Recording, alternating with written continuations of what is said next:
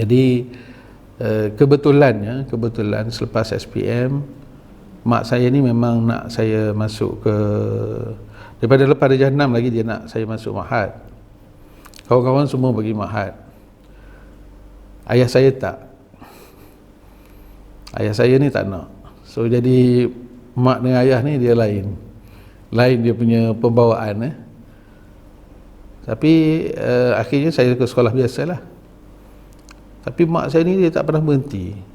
Lepas SPM dia daftarkan saya bersama dengan anak saudara saya. Anak saudara saya yang paling sulung sama umur saya. Saya bongsu.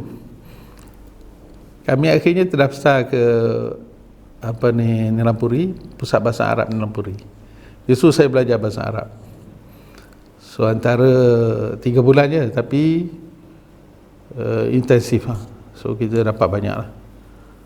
Kejayaan saya pada ketika itu, bila tutup majlis, saya diberi penghormatan untuk berucap dalam bahasa Arab majlis terakhir itu.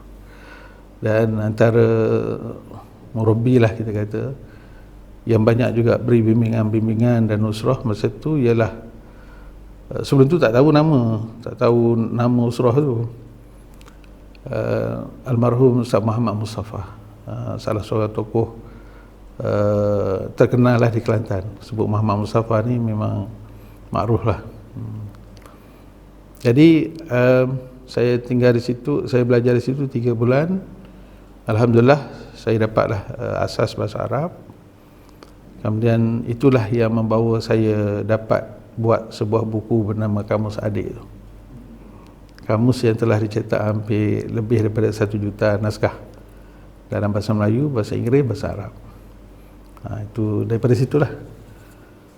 So balik kepada cerita di sekolah tu, bila saya dah mula bawa usrah, saya duduk baca buku-buku ni, pertumbungan dalam diri tu masih.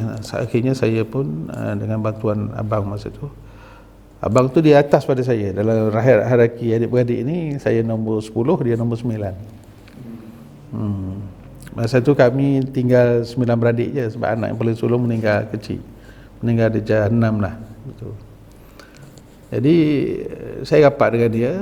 Akhirnya saya pun tercampak ke ITM Dungun, belajar kat situ.